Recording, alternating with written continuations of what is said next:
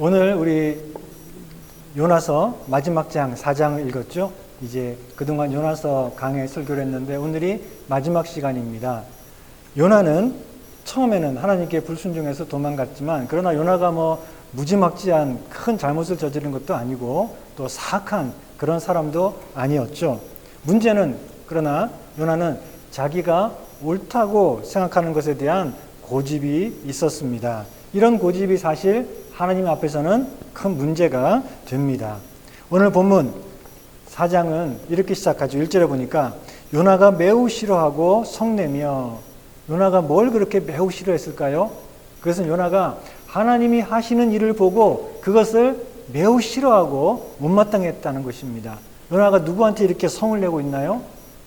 하나님에게 지금 화를 내고 있습니다. 얼마나 화가 났는지 그냥 콱 죽어보고 싶다, 이렇게 말을 하고 있습니다. 3절에 보니까 여호와여 원하건대 이제 내 생명을 거두어 가소서, 사는 것보다 죽는 것이 내게 낫습니다. 이렇게 못된 말을 하고 있죠.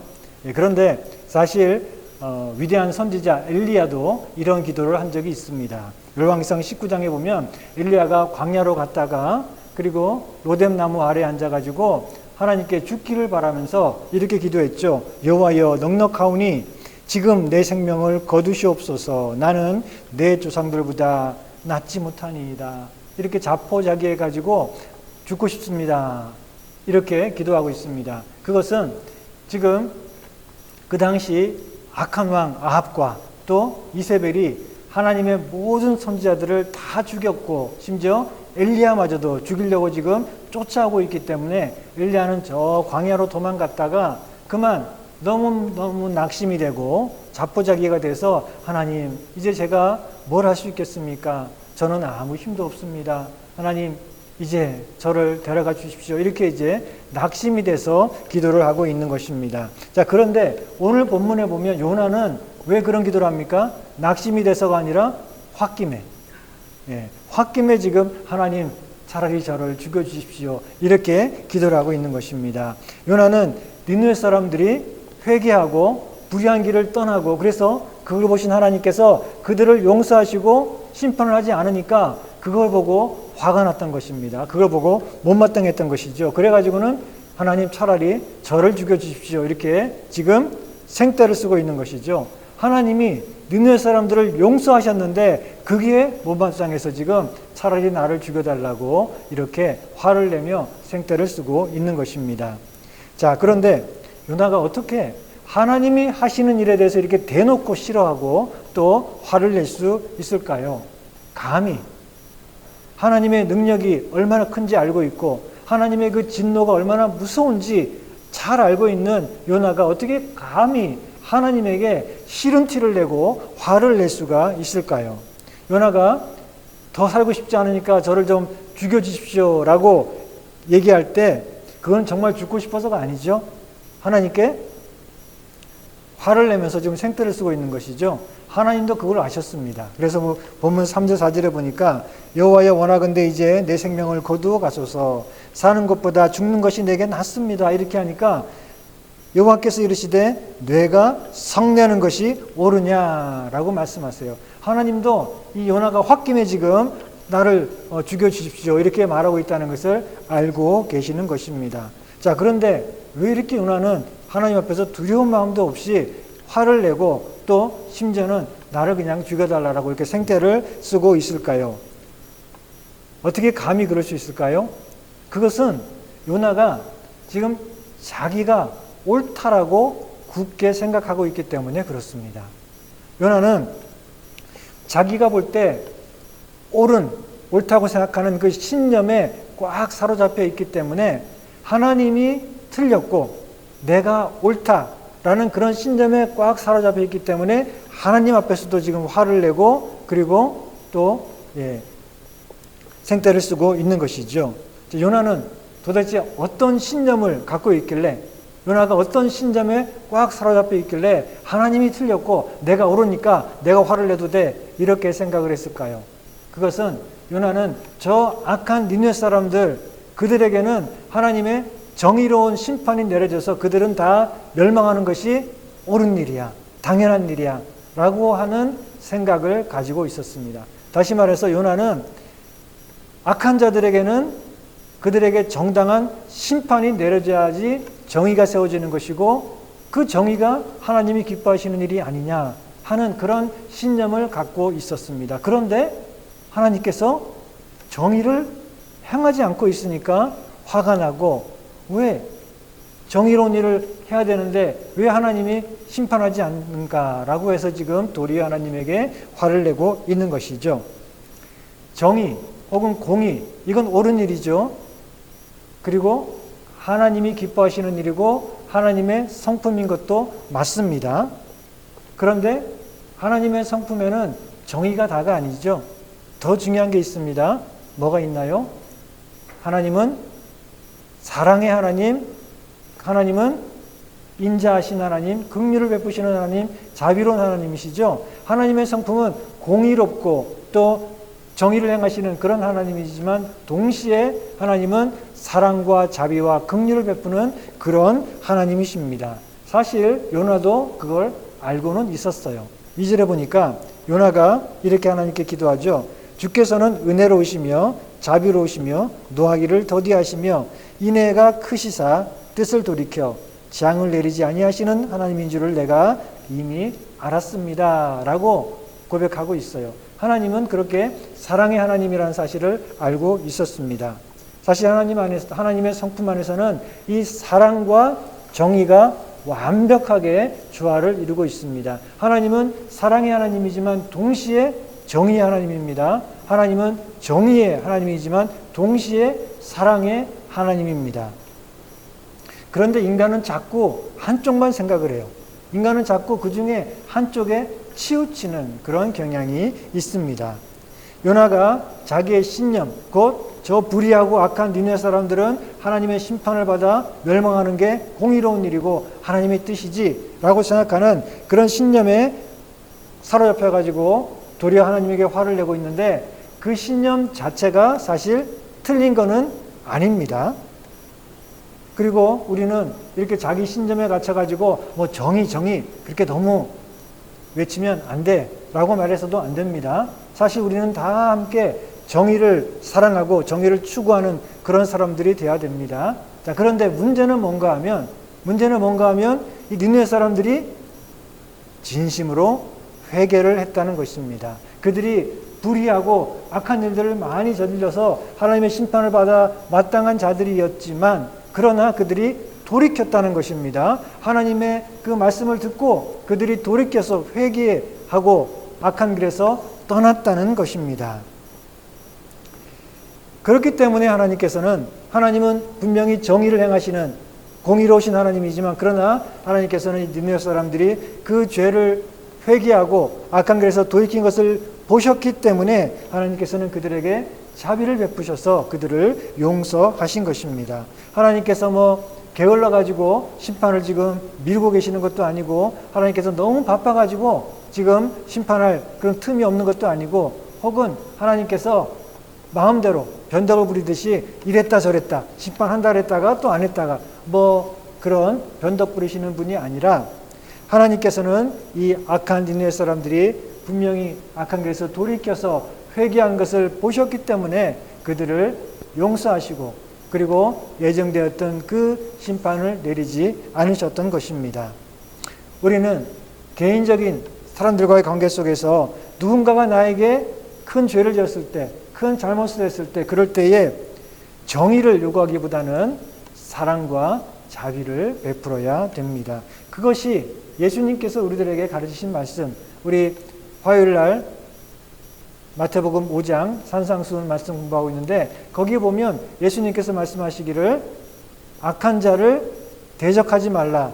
누가 너의 오른쪽 뺨을 때리면 그러면 똑같이 공정하게 그 사람 오른뺨을 때려라가 아니라 나의 왼뺨을 돌려대라 라고 말씀하셨죠.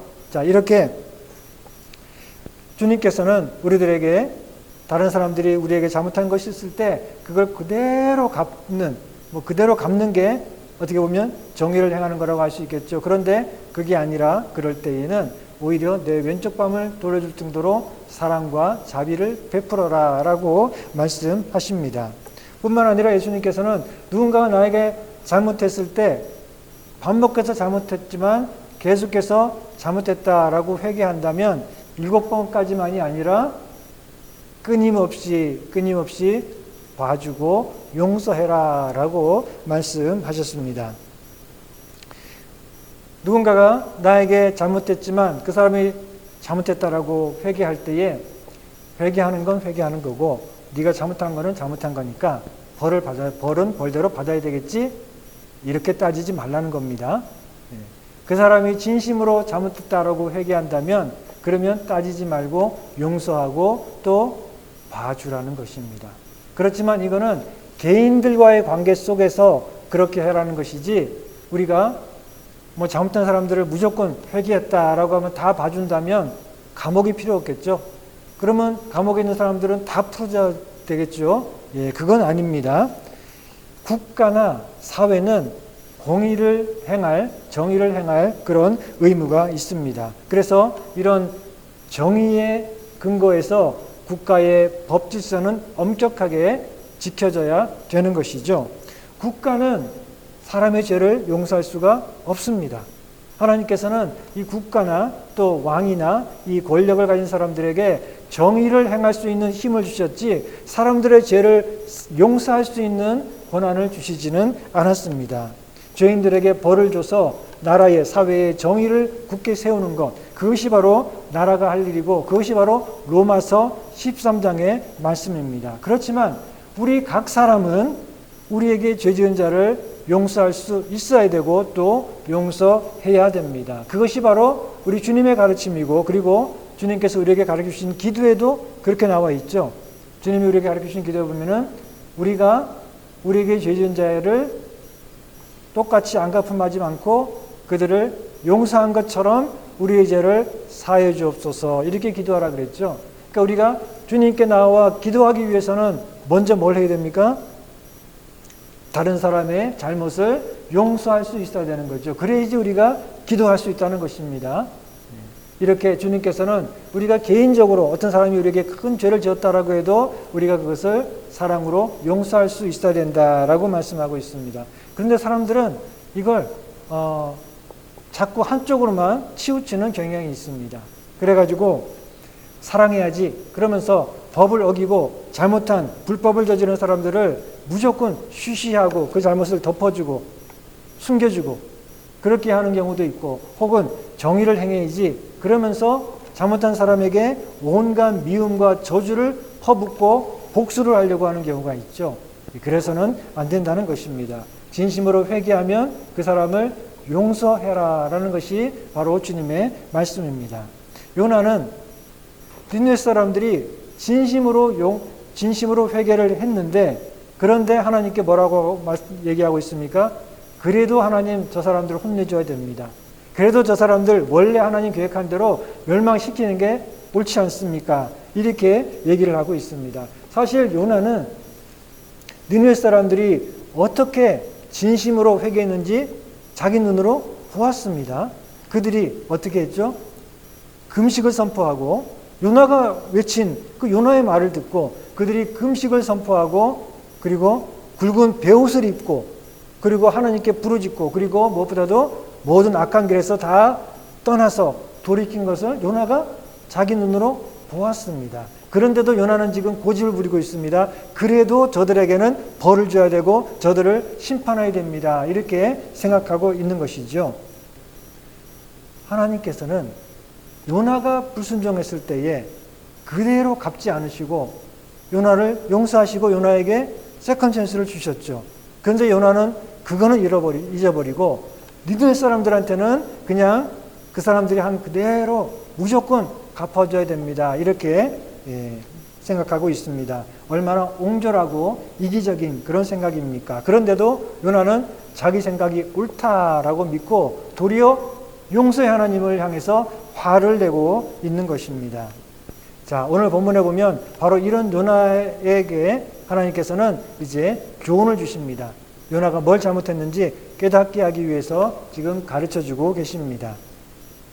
요나는 혹시라도 하나님이 마음이 바뀌어가지고 그냥 벌을 주시지 않을까 하는 그런 기대를 가지고 지금 성에서 나와서 멀리 좀 떨어져 가지고 거기서 성을 바라보고 있습니다. 왜 바라보고 있죠? 하늘에서 지금 불이 안 떨어지나. 예, 이제나 저제나 지금 아마 하나님께서 지금 뭐 얘기는 그렇게 하셨어도 저들에게 아마 벌을 줄지도 몰라. 그래야 될 거야. 그러면서 지금 멀리서 성을 바라보면서 하늘에서 지금 불이 떨어지기를 기다리고 있습니다. 그런데 하늘에서 지금 니느웨 성을 향해서 불이 떨어지기는커녕 지금 자기 머리에 불이 떨어지게 생겼습니다. 햇살이 얼마나 뜨거운지, 이 사막에서 얼마나 햇빛이 뜨거운지 그 햇빛이 자기 머리 위로 내리쬐니까 너무너무 괴롭고 힘들고 정신이 나갈 그런 지경이 된 것이죠. 자, 그런데 마침 옆에 방덩쿨이 하나 자라더니 방덩쿨이 이 잎사귀를 펼쳐가지고 자기 머리 위에 그늘을 만들어줍니다. 그래가지고 시원하게 그늘에서 쉴 수 있게 해주니까 얼마나 기분이 좋은지 이 방덩쿨이 참 이쁘고 기특하죠. 예, 그래서 아주 기분이 좋았는데 다음날 아침에 일어나 보니까 방덩쿨이 바짝 말라 죽어버렸습니다. 하나님께서 방덩쿨이 자라게 하셨다가 그 다음에는 벌레를 예비하셔서 이 방덩쿨이 밤사이에 그냥 말라 죽게 하신 것이죠.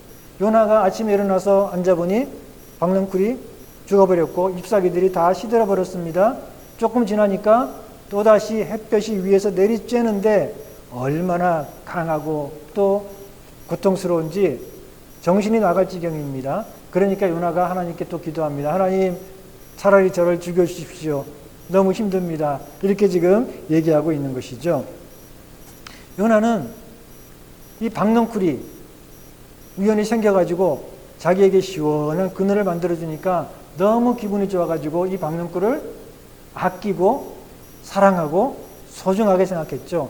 자, 그런데 이 아끼고 소중하게 생각하는 것이 하루아침에 없어져 버리니까 어떻게 보면 하루아침에 그걸 갖다가 뺏겨버리니까 마음이 상해가지고 지금 화가 나 있는 것입니다. 9절에 보니까 하나님께서 요나에게 이르시되 내가 이 방덩쿨로 말미암아 성내는 것이 어찌 옳으냐. 지금 화가 나 있는 요나에게 하나님께서 말씀하십니다. 그가 대답하되 내가 성내어 죽기까지 할지라도 옳으니이다. 이렇게 얘기합니다. 요나 이 말은 내가 죽고 싶을 정도로 화를 내는 게 당연한 거 아닙니까? 이 얘기입니다. 지금 요나는 자기가 아주 소중하게 생각하고 또 아끼던 이 방덩쿨이 하루아침에 말라 죽게 되니까 그래서 지금 자기가 햇볕 때문에 죽게 생겼으니 화가 나고 화를 내는 게 당연하지 않습니까? 내가 그렇게 애지중지하고 아꼈던 것을 잃어버렸는데 내가 지금 속상하고 기분 나쁘고 또 뭐 마음이 고통스러운 거 당연한 거 아닙니까? 이렇게 얘기하고 있는 거죠. 그러니 죽을 정도로 화를 내는 게 사실 맞는 거 아닙니까? 이렇게 얘기하고 있는데 바로 여기에 핵심이 있습니다. 예, 바로 이것이 핵심인데 하나님께서도 하나님이 애지중지하시고 귀하게 여기고 소중하게 여기시는 것을 잃어버리신다면 당연히 슬퍼하시고 화를 내시고 고통스러워 하신다는 사실입니다. 그래서 하나님께서는 사랑하고 아끼고 소중히 여기는 것을 잃어버리지 않으려고 그것을 돌보시고 또 지키려고 하십니다. 사실 요나는 자기가 애지중지했지만 그 방덩쿨 누구 겁니까? 자기 것도 아니고 자기가 재배한 것도 아니고 그냥 우연히 하룻밤에 났다가 하룻밤에 시들어버린 거, 자기하고는 아무 관계가 없는 건데도 그렇게 애지중지하고 귀하게 여기고 또 소중하게 여겼는데 그걸 잃어버릴 때 그렇게 마음이 상하고 또 고통스러웠는데 하나님께서는 니느웨 사람들, 그들이 비록 악한 자들이지만 이 니느웨 사람들 누가 만드셨습니까? 세상의 모든 사람들은 하나님의 형상대로 만드셨고 그래서 하나님께서 소중하게 여기고 사랑하시고 돌보는 그런 사람들인 것이죠. 그러니 하나님께서는 비록 이 니느웨 사람들이 불의를 행하고 악을 행한다 할지라도 그들을 아끼고 사랑하는 마음을 계속 갖고 계시는 것은 당연한 것이죠. 아무리 자식이 망나니처럼 굴어도 엄마가 자기 배 아파가지고 낳은 그 자식을 버리거나 미워하거나 내쫓지 않으시죠? 그래도 엄마가 그 자식을 아끼고 사랑하듯이 하나님께서 하나님의 형상대로 만드신 이 인간들이 아무리 범죄하고 타락했다 할지라도 하나님께서는 그들을 아끼고 사랑하시는 마음을 갖는 게 당연하다는 것을 지금 요나에게 가르쳐주고 계신 것입니다. 그래서 10절에 보니까 여호와께서 말씀하시기를 내가 수고도 아니하고 재배도 아니하였고 하룻밤에 났다가 하룻밤에 말라버린 이 박넝쿨을 아꼈거든 하물며 이 큰 성읍 니느웨에는 좌우를 분별하지 못하는 자가 12만여 명이요 가축도 많이 있나니 내가 어찌 아끼지 아니하겠느냐라고 말씀하고 있습니다. 좌우를 분별하지 못하는 자가 12만여 명이다. 좌우를 왼쪽 오른쪽을 구별하지 못한다는 것은 그만큼 아이가 아주 어리다는 겁니다. 아직 분별력이 없는 어린 아이들이 그렇게 많이 있다는 것이죠. 자, 하나님께서 니느웨에 가득한 그 불의와 불법과 죄 때문에 이 니느웨를 심판하시려고 할 때 물론 갓난 아기도 하나님 앞에서는 죄인이긴 하지만 그런 하나님께서 이 갓난 아이들까지 다 심판하시는 것을 기뻐하시겠습니까? 그리고 또 보니까 가축도 많이 있다 그러셨죠. 하나님께서는 가축도 아끼신다는 겁니다. 왜냐하면 하나님께서는 천지 만물을 만드시고 하늘과 땅과 별과 그 안에 있는 동물, 식물들을 만드시고 그때마다 뭐라고 말씀하셨죠? 보시기에 좋았더라. 하나님께서 그 만드신 것들 보시고 좋아하셨어요. 만족해 하시고 소중하게 여기시고 아끼셨다는 겁니다. 그러니 가축들도 하나님께서 손수 만드셨고 그것을 보시기에 좋았다라고 하시며 만족해 하셨던 그런 것들인데 이런 가축들이 또 졸지에 함께 멸망해 버리는 것을 하나님이 기뻐하시겠습니까? 하나님께서는 만드신 모든 것들을 소중하게 여기시고 또 아끼시는데 그게 당연한 것인데 특히나 하나님께서 하나님의 형상대로 만드신 이 인간들을 사랑으로 돌보시고 아끼십니다. 비록 죄인이 되었다 할지라도 하나님께서는 그렇게 쉽게 우리들을 버리거나 또 쫓아내버리지 않고 우리들을 향한 그 사랑, 안타까운 마음으로 사랑하는 그런 마음을 계속 갖고 계신다는 것입니다. 그래서 하나님께서는 아무리 타락한 죄인이라도 멸망받는 것보다는 심판으로 그냥 끝나버리는 것보다는 그들이 돌이켜서 회개해서 구원받는 것을 더 기뻐하신다는 것입니다.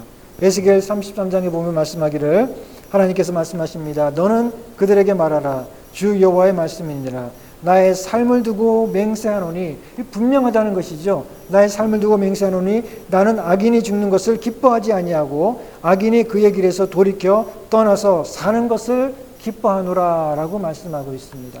또 에스겔 18장에도 보면 말씀하기를 주 여호와의 말씀이니라. 내가 어찌 악인이 죽는 것을 조금인들 기뻐하랴. 그가 돌이켜 그 길에서 떠나 사는 것을 어찌 기뻐하지 아니하겠느냐라고 말씀하고 있습니다. 하나님께서는 약한 자들이 멸망받는 것을 보고 쌤통이다, 잘됐다 라고 생각하시는 것이 아니라 그들이 멸망받는 것을 조금이라도 기뻐하지 않는다는 것입니다. 하나님께서는 어떻게 해서든 그들이 회개하고 구원받는 것을 기뻐하신다는 것입니다. 하나님께서 이스라엘 백성들을 택하신 것은 그들만을 구원하고 나머지 사람들은 다 쓸어버리겠다라고 해서 이스라엘 백성들만 딱 구하신 것이 아니죠. 하나님께서 이스라엘 백성들을 하나님의 백성으로 부르신 이유는 그 이스라엘 백성들을 통해서 온 세상을 이방 사람들도 다 구원하기 위해서 이스라엘 백성들을 부르셨다는 것입니다. 그런데 이스라엘 사람들은 하나님을 오해했어요. 요나처럼 하나님에 대해서 착각하고 하나님이 우리 민족만 특별히 사랑하시고 나머지 이방인들은 미워하시고 그들에게는 언젠가 심판을 그냥 하늘에서 불같이 내려가지고 다 쓸어버리시겠구나 그런 생각을 가지고 있었습니다. 마찬가지로 하나님께서 저와 여러분들을 구원하신 이유는 하나님께서 저와 여러분들만 사랑해가지고 우리만 구원하고 나머지 세상은 빨리 불로 심판하기 위해서 우리만 건지신 것이 아니라 저와 여러분들을 먼저 부르신 이유는 저와 여러분들을 통해서 세상에 복음이 전파되고 그들이 구원받기를 원하시기 때문에 먼저 저와 여러분들을 부르신 것입니다.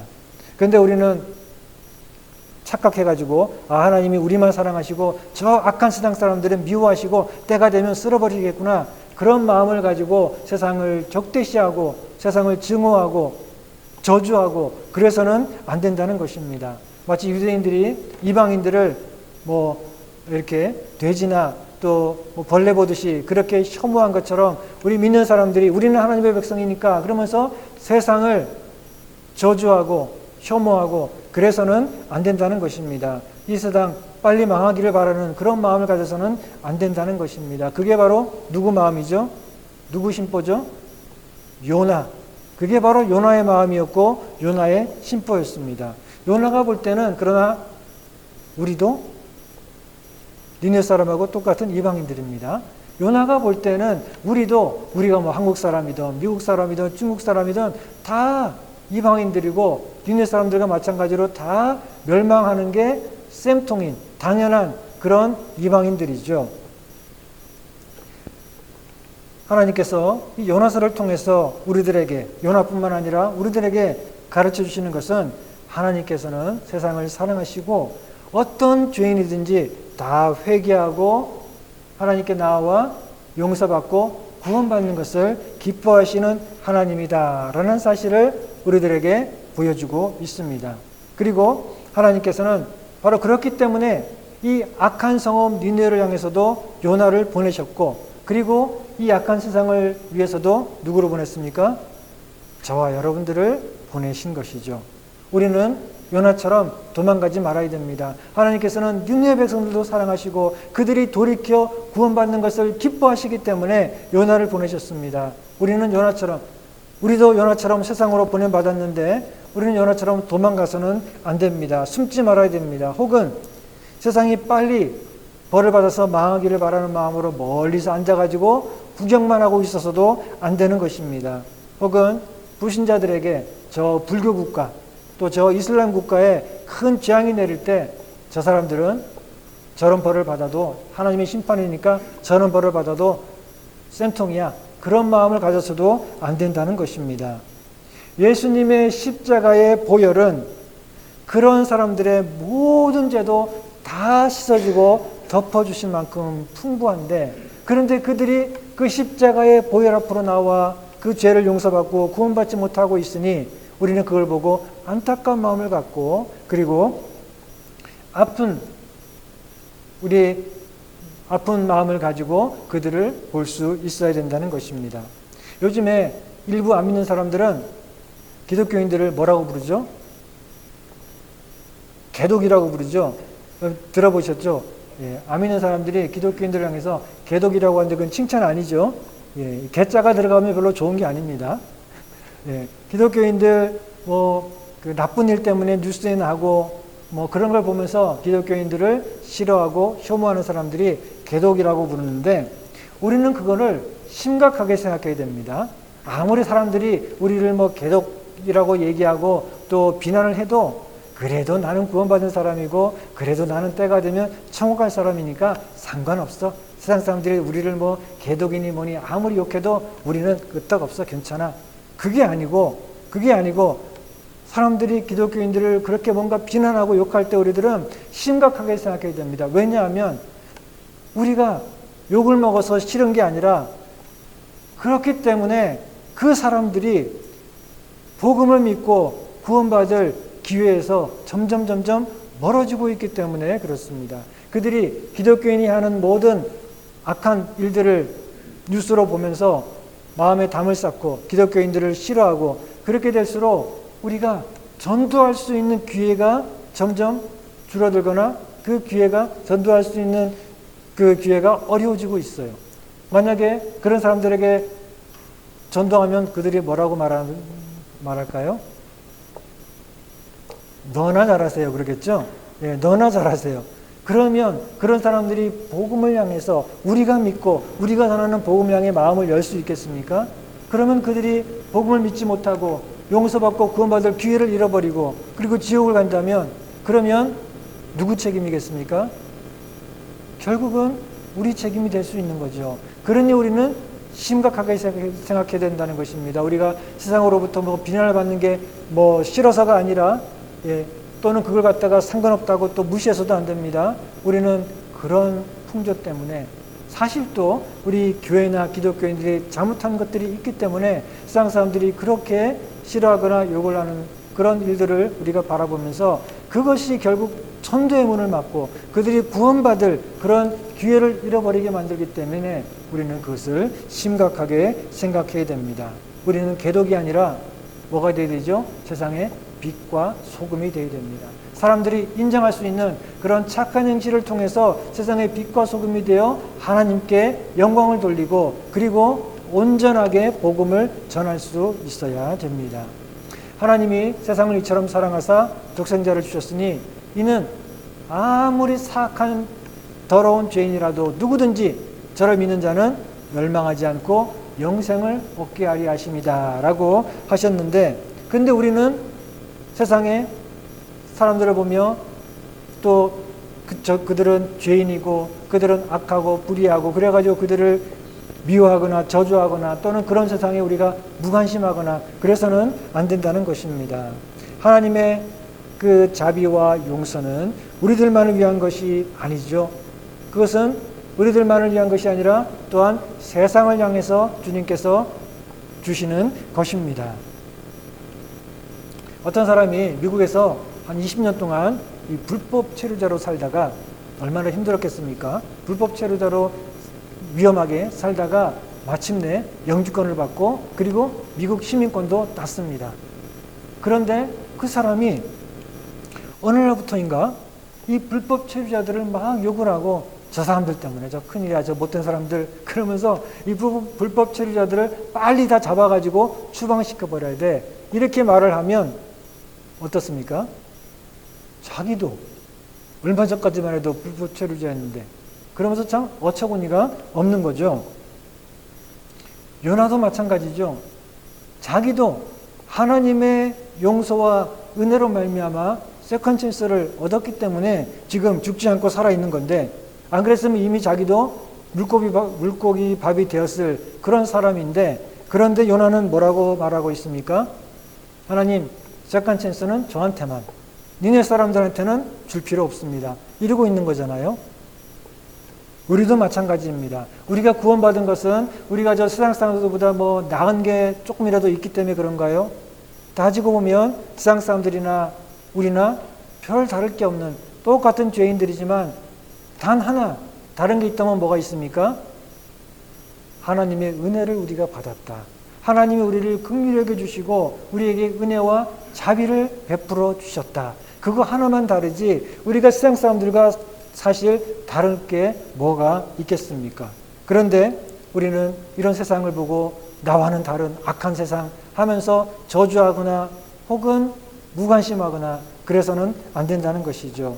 우리는 매일매일 하나님께서 우리에게 주시는 그 세컨 찬스의 은혜 때문에 살고 있는 것이지 그 은혜가 없다면 하나님이 봐주시는 그 은혜가 없다면 우리도 진작에 망할 수밖에 없는 죄인들이다는 사실을 기억해야 되고 이 놀라운 하나님의 은혜가 이제 나뿐만 아니라 저 사람들에게도 세상 사람들에게도 악한 그들에게도 전해져서 그들도 회개하고 구원받아야 되지 않을까 하는 그런 마음을 우리가 가져야 되겠죠.